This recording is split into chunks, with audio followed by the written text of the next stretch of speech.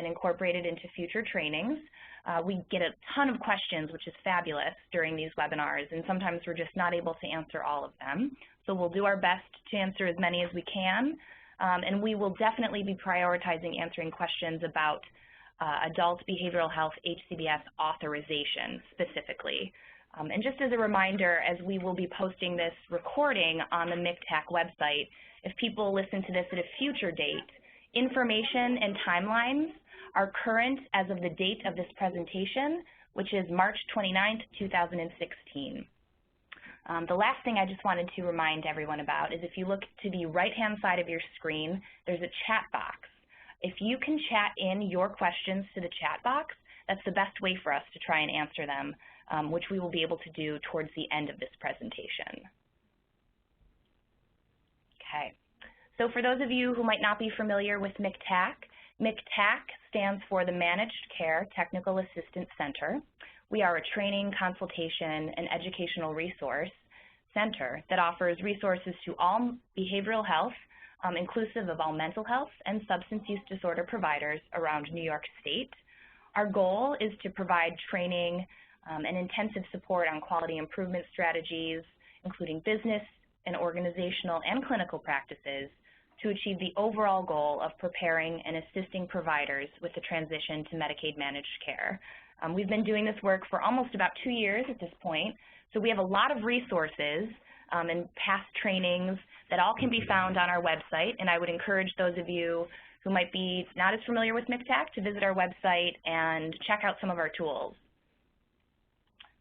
So MCTAC is comprised of a strategic partnership between the McSilver Institute for Poverty Policy and Research, which is housed out of the NYU Silver School of Social Work, and the National Center on Addiction and Substance Abuse, otherwise known as CASA.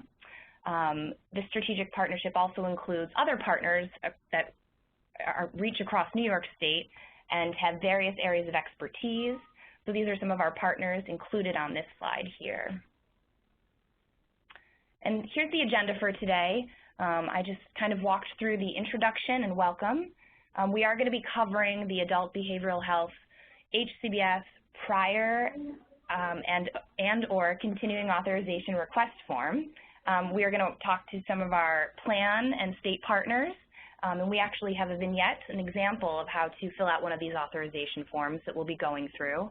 We will end the presentation with some tools for HCBS providers, and finally we'll close up the webinar with question and answer and wrap up. So before we get started with the actual HCBS authorization form, these are just some important reminders we just wanted to make sure we went over at the beginning of this webinar, specifically related to the Adult Behavioral Health HCBS service-specific assessments.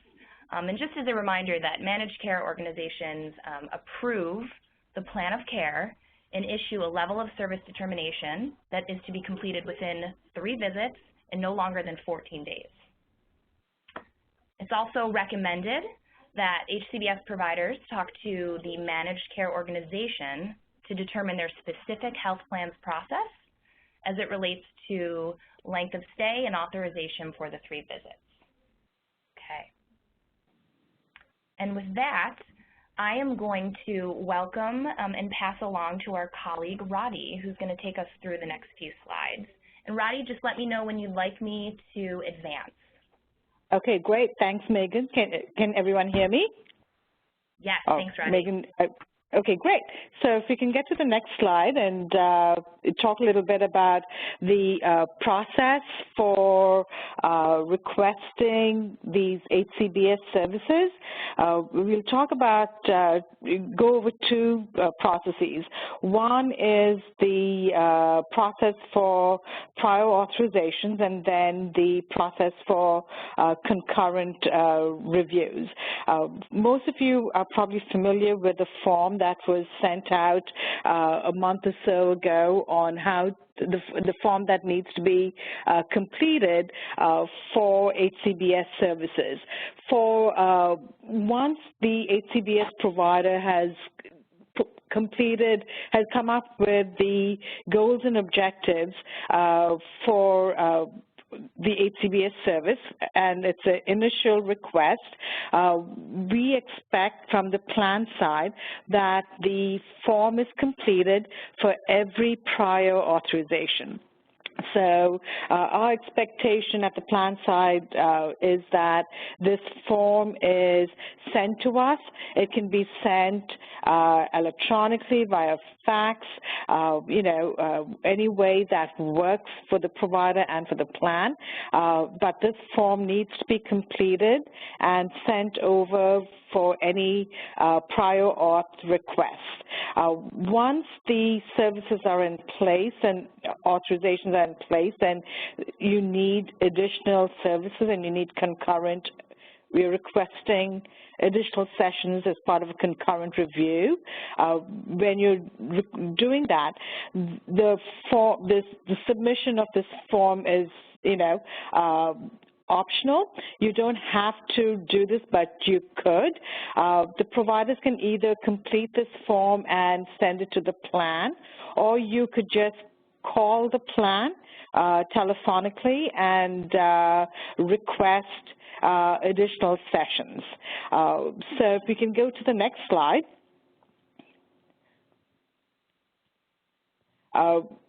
We want to make sure that you're aware that we are not going to mandate that you fill out this form for a concurrent review. This form needs to be complete for an initial request when you need Hcbs services, but it's not mandatory that you complete this for concurrent reviews. You could use it for a concurrent review and send it across, or you could even request this verbally, or if plans allow you to request this via the web, you can do, request ongoing services any way that works. But that does not stop the plans when we speak to you. If you're requesting, if you send the form, the reviewer at the plan may still call you and most likely will call you and have a conversation on the phone on, how services are going, how members progressing. So there will be a telephonic conversation. So if you don't send the form and you request this telephonically, you call the member services line, or you have a contact and you're calling them for authorizations for concurrent, as part of the concurrent review process, it's very possible that this form could be used as a template for discussion. So while it's not essential and mandatory that you fill this out, it's a good tool to have, so you know what's going to guide the discussions when doing the concurrent review. So what we would really encourage is, that providers and plans that we work together, and for you to know some of your health plan partners and see what their service authorization protocol is. So would they, what's the member services number for a plan? Do they accept something via fax? Do they accept something via email? Do they accept requests via the web? So it's good to have this information with the plans that you work with, and really be able to then reach out to get the authorizations that's needed for these Hcbs services. Okay, so that gives you a high-level overview of the authorization, how to go about requesting it, and I'll now turn it over to Deb. I believe we'll be going over some of the form, how the form needs to be completed.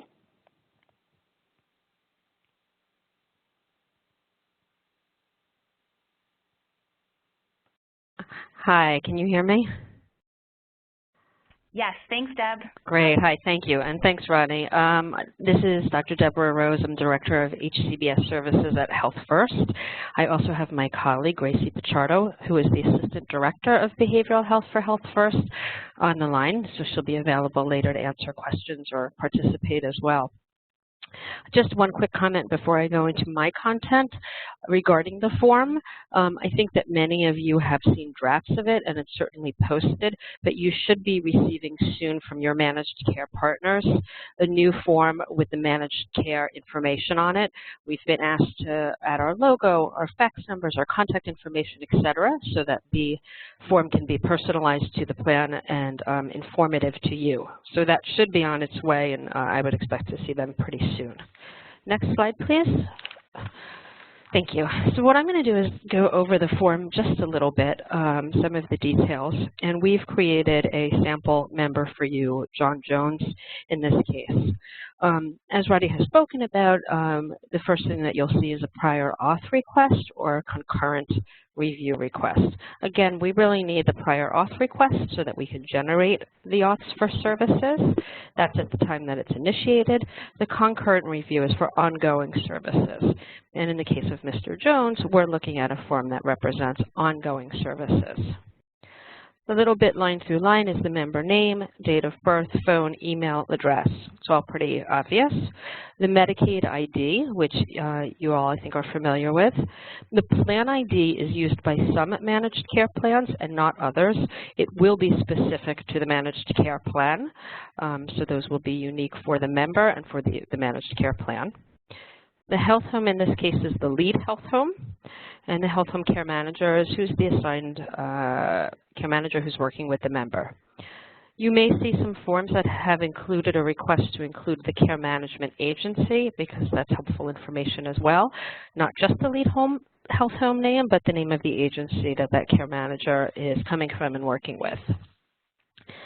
As we scroll down, this is where you, as the HCBS provider, will include your information. What is your name, your address, tax ID, and how can we get in touch with you? I think it's really important that you provide as much detail in that section so that we can be sure to follow up if there are questions and if a discussion needs to be held. Next slide, please. So continuing with Mr. Jones, we created a scenario of a gentleman who, I'm going to back into this a little bit, who is three HCBS services are being requested: peer supports, intensive supported employment, and psychosocial rehab. And you'll see as we move forward that those were services, just sample services for the purpose of this webinar, that were selected for a gentleman whose goals include socialization. He wants to make some friends and become more socially active. He wants to find a job, and he also wants to begin to develop, or he wants to start saving money. And so these were his services that we selected for the purpose of this discussion. Next slide, please. So in this situation, again, we have the first HCBS services, intensive supported employment. The frequency, how often the service is being held, the intensity, how many hours, or in the case where some of the daily services, we may see a request for the days per week, and the duration, how long are we talking about? How many months is the service being requested? In the first scenario, we have intensive supported employment, 2 times a week, 1 hour each session. We should clear that one up a little, for over 3 months. And because those services can be offered both, because there's both individual and group scenarios and on-site and off-site, in this situation it's been a request for individual, on-site. The next scenario is psychosocial rehab, PSR, and again you can see the frequency, the intensity, and the duration that's requested for that. And then lastly, there are peer services requested. And in this scenario, it's being requested that there are individual peer services that can be both offered off-site and on-site. And I think that's important, that there will be times that you don't know if it's going to be an individual or a group session. But if only one person shows up when you're expecting 3 or 4, you had anticipated a group, but in fact you end up doing an individual session. Or there's an opportunity to meet in the community instead of on-site. I would really encourage folks to select all of the options that are appropriate to the member that you're working with, and that I think will open up what the managed care can approve and authorize and work with you to provide. Next slide, please. So how did we get there? How did we end up choosing those goals? Clearly that comes out of the plan of care. But here, this is designed for the HCBS provider who are requesting these services. the goals and the objectives. So let's start with what's the notion of goals and objectives. And many of you know this and are familiar with the idea that the goals are what does the person want to achieve? What's the big picture? What's the idea of what's going to end in the end or be achieved in the end? And then the objectives are how do we get there? I think it's important for both HCBS world in New York that we start to look at measuring the success of these services and what's available to our community, but obviously it's important to know how is the member doing? Are these services working? Is the kind of service or the way it's being provided working? And is our person showing any improvement? Are recovery goals being met? So again, the goals in this case is person-centered. What's important to our member? If our member wants a job and the goal is to become a waiter, this is another scenario I'm throwing out there, it's not important if I think substance abuse services are what's indicated. That may be something that we can achieve down the road, and it may be something that over time, having engaged the member, will get to. But in the first go-around, it's what's important to the person. And in this scenario with Mr. John Jones, again, what we're talking about here is his first goal is to work in telemarketing. How do you get there? First objective is to look for a job. The goals, again, are the things that are realistic, are obtainable, and are positive. I will look for a job. That's a positive goal. The objectives are the measurements that anybody can see that are observable. It's something that can evenly be achieved in steps. So in this case, the objectives are looking for jobs and research companies. The second objective is interviewing for jobs. Next slide. The second goal in this scenario, and again, this is leaning back toward the employment and the PSR services, is that he wants to save money. So the goal is that he'll save money. The objectives, how he's going to get there, is setting a goal for each month. We use the example because it is an ongoing review that he's partially met the services. And so that's why there's additional services being requested and an ongoing PSR services being available to him. I think that it's important to remember that if the goal has not been reached, it's an opportunity to say, should the goal be extended? Should new goals be addressed or developed? Should there be new objectives developed to try to meet that goal? Or should we be revising the goal altogether? So in this scenario, he has somewhat met the goal of saving money and reaching some of those objectives, but he's going to continue to work toward that. Next slide, please. So I think we're going to have our state partner, Doug, do this last slide. Oh, okay. Well, thank you. Perfect. Deb, thank you for everything. Yeah, well, you know, one of the things, hi, this is Doug Ruderman, and just one of the things that I just wanted to mention is that all of these goals that we're talking about relate to the big plan of care that the health home care manager is creating and has gotten approved by the plans. So they're not new goals that are unknown. They're goals that are part of the plan of care, and now you as an HCBS provider are determining exactly the intensity and the frequency and the scope and which of the services within your HCBS service, or the service components, you're going to bring to bear with the individual to help them to accomplish their goal. So this is not just a freestanding individual service plan for, in this case, peer services. This is a goal that was identified in the health home plan of care. So in this particular case, it is peer services, and the goal is I want to make friends, and the objective is I will make a list of social activities I like and dislike. And then this is very important when you're going through this, and you might have a conversation with the plan, and you might discuss with them, well, this is important for this individual because John, you know, feels isolated. He doesn't feel like he has any outlets, any peer supports that are natural peer supports. Of course, the peer support service is a professional service. The peer is getting paid to provide the service to the individual. So people want to build natural supports, just like all of us have. And in this particular case, John met with the Hcbs provider and developed a list of activities that he likes and he dislikes, things that he would like to do. And one of the things that he really likes to do is sing and go to church.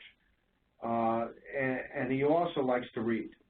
So some of the things that he's going to be working on now are going to be to identify or go and visit churches in his community, perhaps find out if he can join the choirs or the choir in a church that he might choose.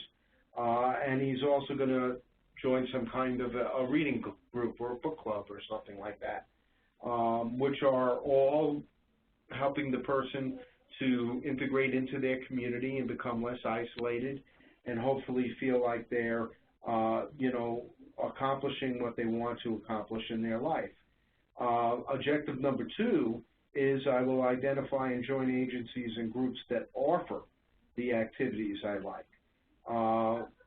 So part of this is a peer would go with the person in the community, and likely the peer has been through similar kinds of experiences themselves in the past. And that's why we talk about people with lived experience can help people to say, listen, I was where you were. I might have been too nervous to walk into a church where I didn't know anybody. So I'm going to walk in with you, and I'm going to help you to feel comfortable there, and help you to learn how to do this for yourself in the future, so that if you want to do other things down the road, you'll be able to do those things perhaps without the support of a peer specialist or another professional, but you could do it by yourself or with your natural support network. We'll identify people who he knows who may be going to that church. Practice how to approach the church to ask to be part of the choir. So practice is very important. Role-playing, going over the different things that you might get confronted with if you ask the choir master or the church person leader in the church who runs the choir about how can I become a member in such a way that you feel confident in order to do that. And they're also going to visit a library in John's neighborhood and see if they have any reading groups that are listed. Perhaps they have a little database in the community of different reading groups that get together. For all we know, there could be like a mystery club reading group versus, you know, a different type of literature, maybe fiction. And perhaps John has a particular type of literature that he likes and may be able to find a group that really concentrates on that. And there's going to be more practice on how to approach the reading groups. It's very important that peers get some of this support from people who have lived through these experiences. So that's an example of a goal, let's say, with peer support services.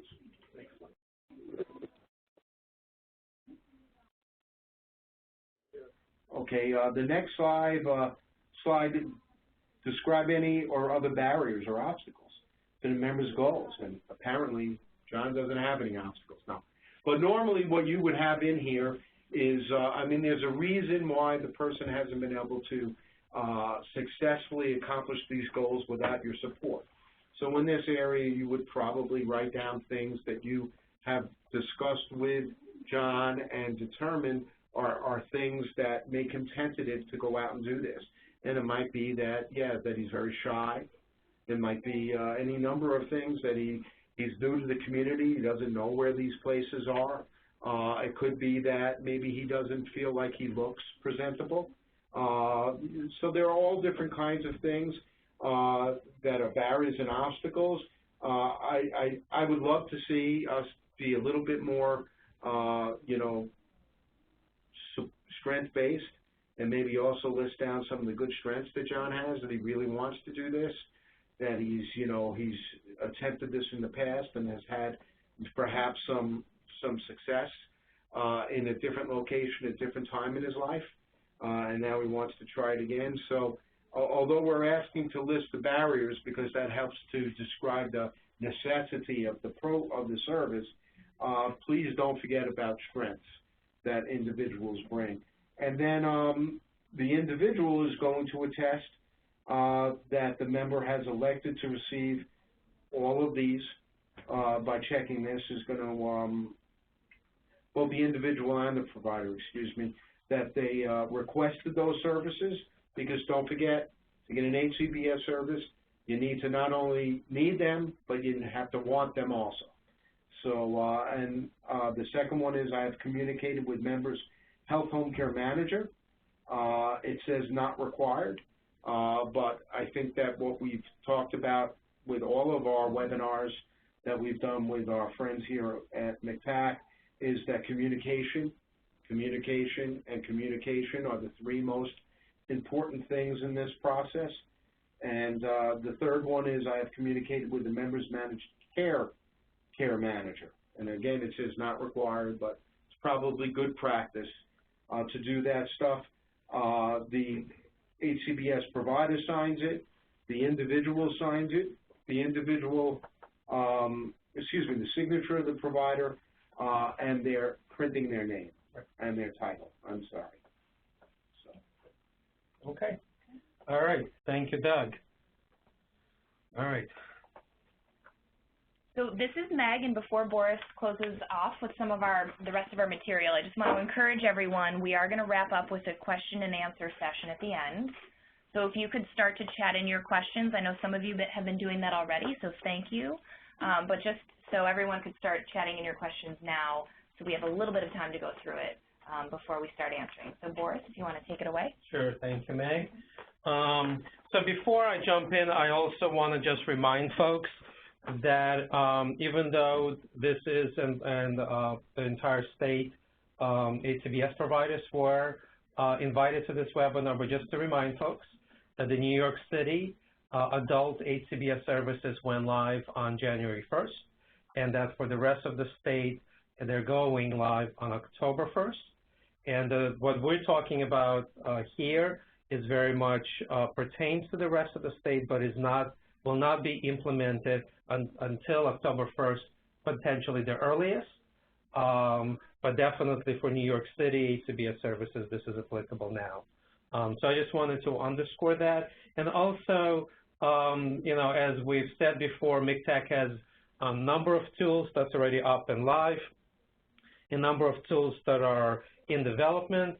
There was actually a webinar today on one of those tools earlier. But what we want to really focus on today is our Matrix web tool that's been updated a month ago or so, where it now includes the rest of the state as well. And we're working closely with all the plans throughout the state to not only put their contact information and contracting and so forth, we're also now working with them to put the HCBS specific information. And so some plans we already have that up and running, some we're still gathering. And in light of this authorization process, as much as we can put for each plan about the authorization, we'll try to incorporate that into the matrix as well. It is not there yet.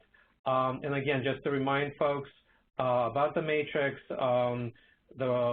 individuals, it's on our website, can either choose through clicking on the regions that are highlighted on the map, and those regions correspond to the RPC regions, or through the drop-down, you can search by county or by plan, and those are your options in selecting that.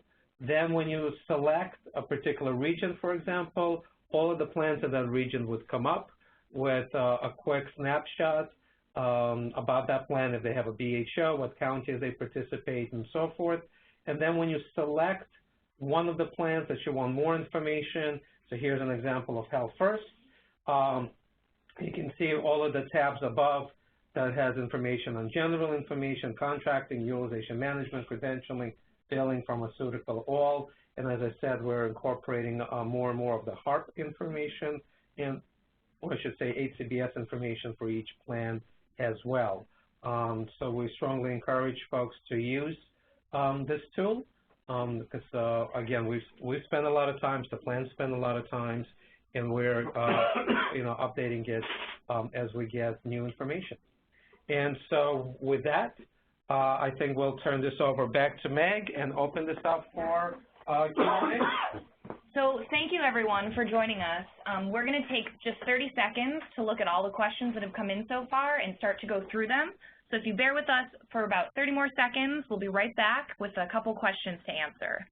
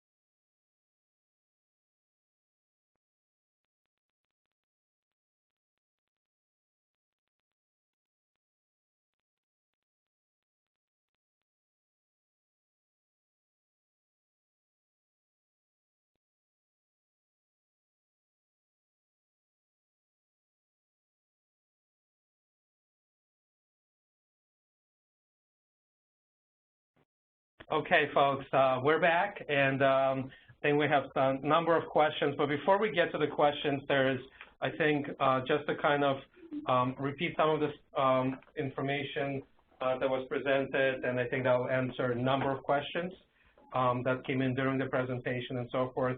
So one is the authorization form, as Dr. Deborah Rose said, will be sent by the managed care companies to the Hcbs providers. The plans have been asked to take this form, which will be, it's the same form, but to put their logos, their contact information, and other pertinent information about the plan. And so they will be sending those specific ones to you. So you should be working with the plans if you don't see them in I would say within another week or so, and making sure that you have a copy of that form. Right, so you can use this. So we have a number of questions on where did we get the form. Again, just to underscore what Doug said, is this starts with the health home doing the community mental health assessment, developing the overarching plan of care, then the provider, the Hcbs provider gets a referral. The Hcbs provider is the one who has up to 3 visits in 14 days to do a very specific assessment to determine scope, duration, and frequency. After that is determined and that is completed, the provider, the Hcbs, the adult Hcbs provider, then does the prior authorization portion of this form. Right, and each one is this is all about the individual Hcbs services. So that's kind of a very quick workflow. Of course, there's a lot of steps, especially in the health home part, but that's kind of how this whole piece flows. And so what we're focusing today on is after the individual service-specific assessments have been completed, the frequency and duration has been determined, and either the prior authorization, or as you continue this, and again, as was mentioned earlier, this could also serve as a concurrent documentation or concurrent request for authorization form as well. So I know we got a whole bunch of questions on that, and I think there's one specific one we now want to jump into. Sure. Go ahead. So the one question we have right now is, are there any Hcbs services that do not require prior authorization, or is prior authorization needed for the provision of any and all Hcbs services?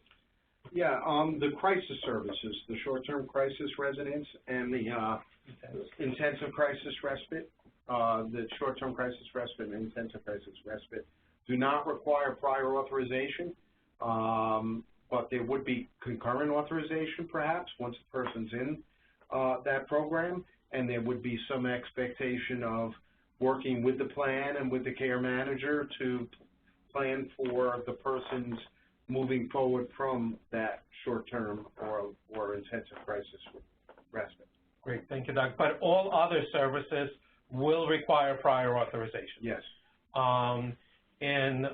So we have another question. Somebody wrote in that says that there was an assumption that each form will be for one service, and the form specified that this could be used up to 3. That is correct. You can use one form up to 3 services, and that is allowable. Right, and I just wanted to mention that you know, you have to think of what is the appropriate service for a person when you're talking to them about their options. So in a place like New York City, where there are other state plan programs and such as PROS, for example, if you're talking about maybe 3 or 4 different Hcbs services, you really should be thinking about with that person the entire benefit package. Well, you should always be thinking about the entire benefit package, and you know, there may be some other options to having 4 discrete Hcbs services. Good. Thank you.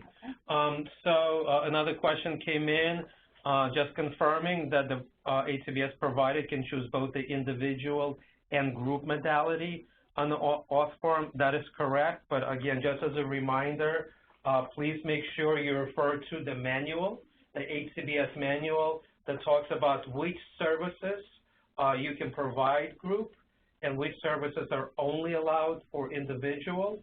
For those services, for example, I think like family support services and PSR, yes, you can definitely request both individual and group, and I think as Dr. Rose said, you know, sometimes you might not be sure which way you know, it might go. You might be thinking about group, but you might also be thinking, so definitely. But again, it only would be applicable for those services that allow group, and so make sure that it's appropriate for that.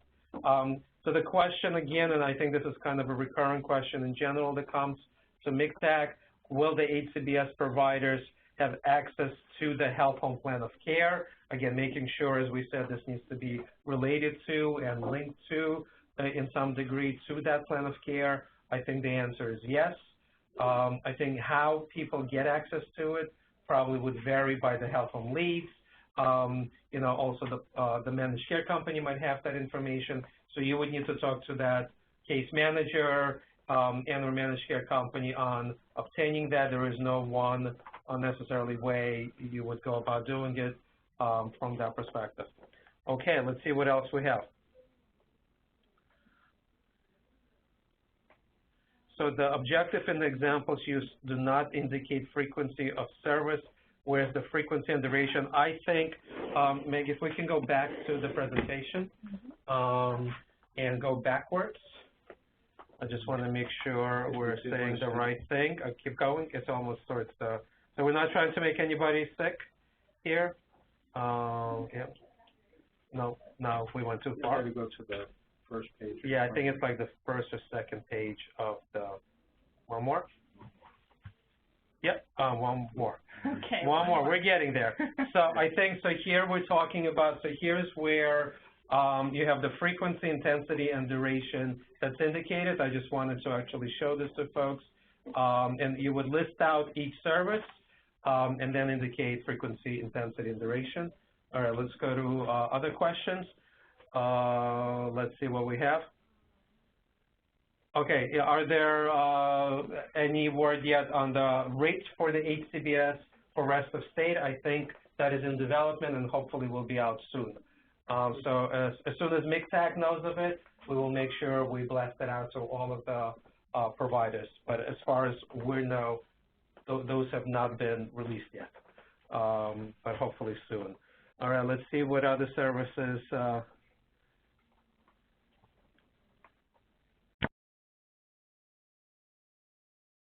So it seems like we're getting a lot of questions on, or a number of questions on 3 days, 3 visits, I'm sorry, and 14 days I was going to say 14 visits in 3 days.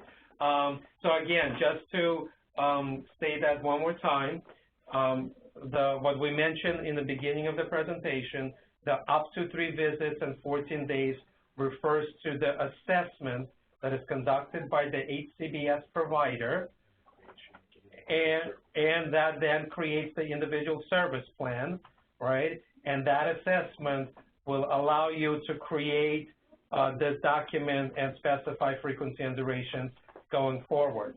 So again, as an HCBS provider, when you get a referral, the first step is to conduct up to 3 assessment visits within 14 days to then decide, frequency, duration, and so forth, and then you would then use this document to request additional visits and so forth. Right. I don't know, Doug, if you want to. Yeah, so when you receive the referral from the plan and the care manager that you're going to be referred this person, for example, your psychosocial rehabilitation service, you're going to be pre-authorized by that referral to do up to these 3 visits in order for you to complete the assessment and the individual service plan. And those 3 visits can only go over the course of 14 calendar days to complete those visits. Within that time, you're completing this documentation, including this authorization form. And what this authorization form is asking you to be authorized to provide services ongoing after you have completed the assessment visits. Okay, thank you. So a couple of other questions just came in. Are there specific qualifications required for the provider staff conducting the assessment? So at a minimum, I'm going to say, and then I'll turn to Doug, is again, the manual talks about requirements per HCBS service and which staff can do which service. So at a minimum, those requirements would need to be met for the assessment. I don't know, Doug, if you want to add anything or anybody else. That captured it. And of course, I would just add 2 cents, and that's for me. An assessment, conducting an assessment, I've learned sometimes is not everybody is good at doing assessments. So you might want to consider that, but that is not a requirement. But at a minimum, the individual needs to meet the HCBS service-specific staffing qualification that's in the manual. And that leads to another question that came up: when will the updated manual be available? Again, similar to the rates, I think it's close from what we understand, and hopefully soon the manual will be updated and released. And as soon as MCTAC knows, we'll do that, and we'll work with our state partners to provide a webinar on those updates and any potential changes from that. Okay. We're going to take about 10 more seconds to just review a bunch of the questions that just came in, so we'll be right back.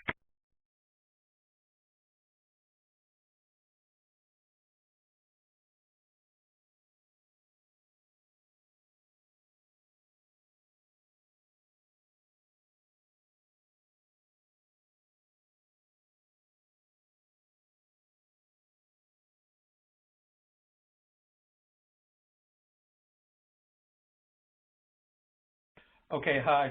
So a couple of other questions that we just reviewed in regards to what are the rates for those 3 visits.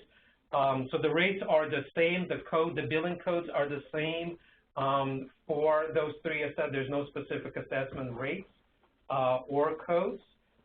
You would use whatever the rates and codes that have been posted, at least for New York City. I know for the rest of the state it's still being posted. And so there's a rate sheet out there on the OMH website, so that could be there. And there was another question. No. The state decided the standard, has the state decided on the standard or duration? No, I think what we're looking is the communication and decision between you as an HCBS provider and the managed care company to decide per service and per specific point in time what would be the right frequency and duration. As we all know, situations change. So at one point, maybe the peer services make sense to do for 3 months, and then 3 months might lapse, and you need a concurrent review because you need to extend that, and you might decide you need another month just to finish whatever the objective was, or you might decide together with the plan, the health plan, that you need 6 months, right? Because something might have happened or something else, and so the first were 3 months and 6 months, but it changes as the individual situation changes for better or worse. And Doug? And also, I mean, there's this financial cap that is out there somewhere for somebody, so if they approach the financial cap, you know, that would affect their ability to continue with the service unless if there is authorization either from the plan or from the state to waive the cap and go beyond it. Okay. All right. I think we're coming close to an end here, but let's see what else we have.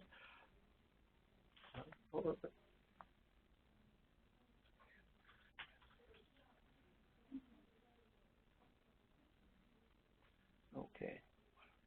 Okay. So we have gotten a significant number of questions chatted in through this. This might be a record for us for our Hcbs question and answer sessions. So we're going to try and go through some of these. Well, we aren't going to be able to answer them all today as we're closing up the webinar. So I just want to thank everyone for participating, sending in your questions. I want to encourage everyone, if they have more outstanding questions, MCTAC has an email address that we frequently check on a daily basis. Items of critical nature that need to be answered in a fast turnaround time, we strive to respond to quickly. Otherwise, we work on a weekly basis to try and answer these things. So if you can email us at mctac.info@nyu.edu. The questions we can answer, we will. And if there are questions we can't answer, we will go to our plan and our state partners and try and get those answered for you. So again, thanks to everyone for participating. And thank you to all of our plan and state partners who were able to join us. And hope everyone has a great day. Thank you.